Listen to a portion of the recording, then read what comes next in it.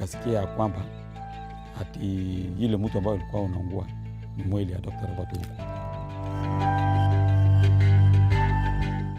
Dr. Ouko had some injury to his chest. Sisi naye tulikuwa wanne. Hasa inspector akawauliza kwamba iko nini? Ati tumepata body ingine hapa. We were lucky only in the sense that Scotland Yard was involved. I even remember cautioning him, telling him, be careful where you eat or what you eat. They wanted to hide the evidence of a firearms room to this region.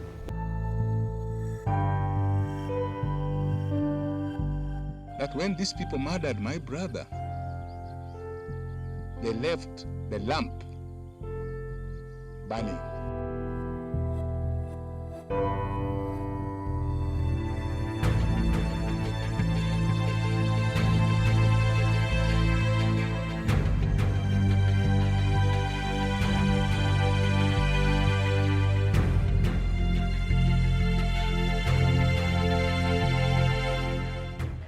By the time Dr. John Robert Ouko was being laid to rest, the country had become ungovernable.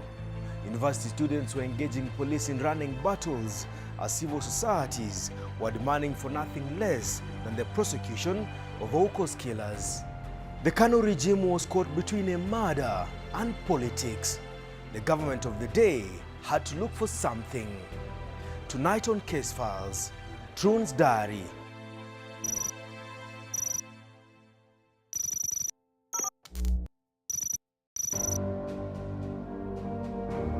On the night of February 12, 1990, Kenya's Foreign Affairs Minister Dr. John Robert Ouko was reported missing from his Koru home in Kisumu.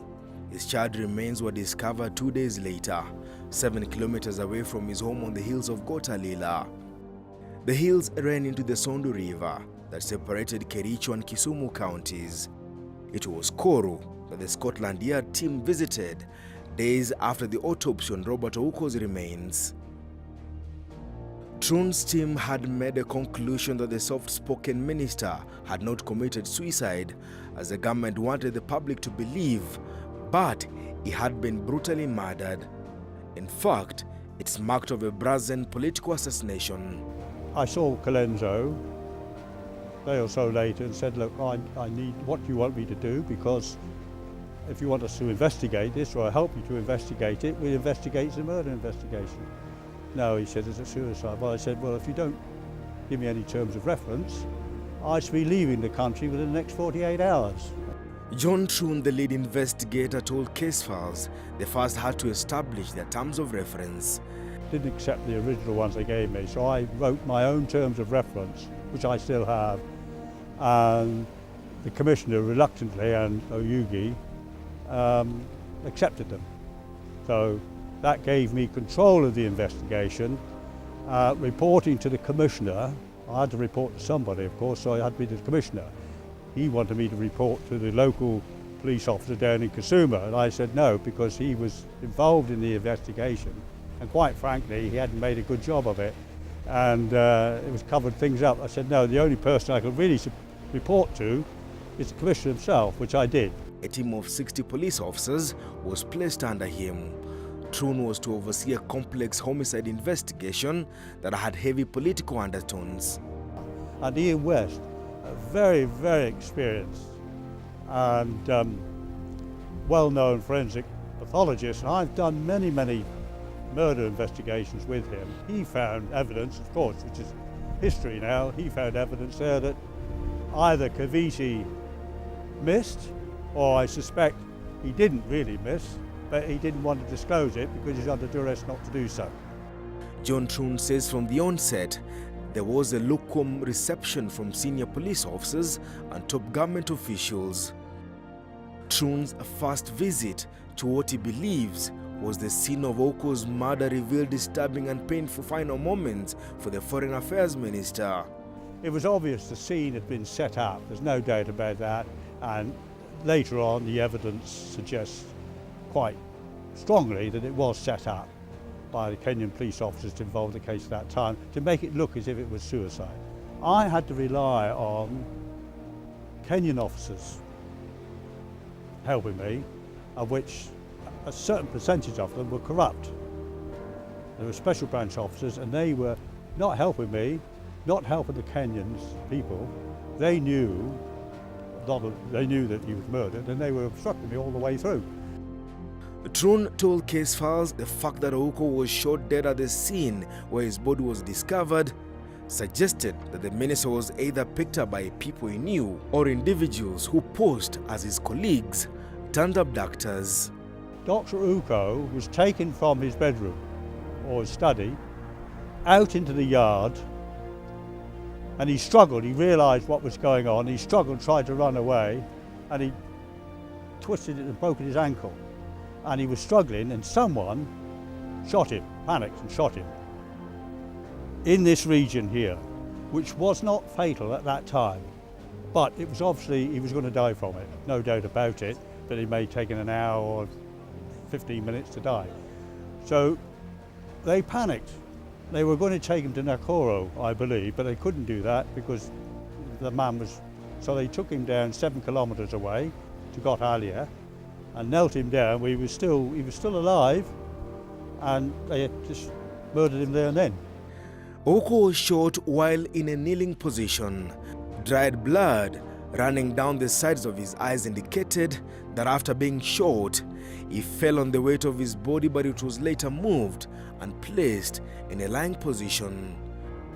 Which obviously it was. It's gone straight through, and the bullet went through, nipped the trees. We found that, but we couldn't find the bullet itself.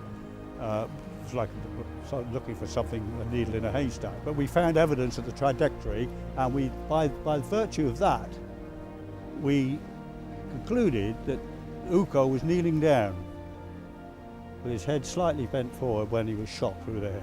Ouko's killers used a powerful firearm to cut his life short, a painful twist of events. Who are these people? Who are they that made the minister wake up, change his clothes, open his bedroom door, his main door, and later meet them? Dr. Robert Ouko's housemaid, 52-year-old Selina Were, told investigators she had heard and seen things on the night the minister disappeared. Selina was the last person to see the Foreign Affairs Minister live, moments he went missing. Selina said that unlike most times, that night Ouko disappeared, there was no electricity. Selina told police investigators that Ouko had 4 visitors who left at around 10 p.m. Ouko retired for the night and Selina locked the main door, but before locking the kitchen door, the minister called her and asked her for the keys to the 2 main gates, the lower and the upper gate. Philip Rodi, a worker on Ouko's farm, told investigators he was the one who gave Selina the keys to the 2 gates that night. At around 3 a.m. that morning, Selina said she was awoken by a loud bang coming from the minister's house. She woke up and saw a vehicle with a white roof turn quickly and exit. Selina says she went back to sleep. He did an experiment there with at the Koru farm concerning an alleged firearms discharge at 1 or 2 o'clock in the morning. We did an experiment which gave us some indication that the noise that the maid heard was not a door slamming, as she thought originally it was, but a firearm that was discharged. Indeed, in her statement, Selina told police investigators that the sound she heard that morning was that of a firearm, just like the one she heard when Trun and his team conducted a firearm test shooting in Ouko's compound. But Philip Rodi, who says he had a wristwatch with him that night, says he was awoken by Rasta Zolang, a fellow farm worker, who told him the minister was calling on him. Rodi left his house, met the minister in a store where they kept poultry. According to Rodi, the minister wanted the key to the store and later asked him to go back to sleep.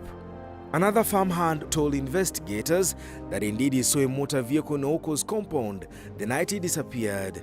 Indeed, after inquiring from Philip Rodi the following morning, Rodi told him he had left one of the gates into the homestead open.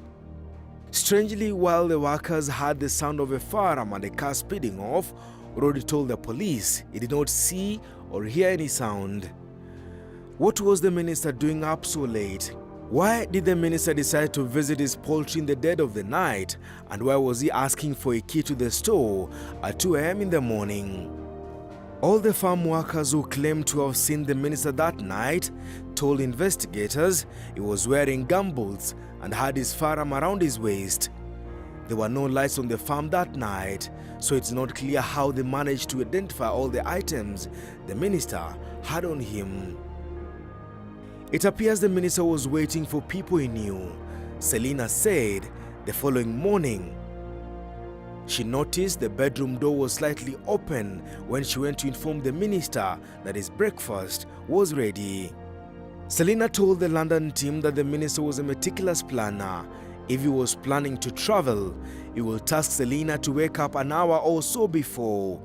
Ouko also loved reading before retiring to bed. That night, the minister read a book but did not tell Selina that he had plans of traveling during the night. The minister was the following day meant to catch a flight from Kisumu to Nairobi and later one for an official visit to the Gambia. Selina said the minister's bed appeared disturbed and pajamas he had worn were on the bed, perhaps implying that the minister had the time to change from his nightwear to other attire before his visitors or abductors came for him. At the scene of the murder, investigators discovered several things. The minister was wearing shoes, had a walking stick, a wristwatch, a gun, 3 bullets in his jacket and a pen. The minister had also carried with him his flashlight. Did the minister realize that those who came for him had not come to visit, but to have him abducted? There was a deliberate scheme to portray the Foreign Affairs Minister as a troubled man. The state looked for witnesses who claimed they had seen the Foreign Affairs Minister either driving in the night or fueling his car in some petrol station in Kericho. This was days before the minister was killed.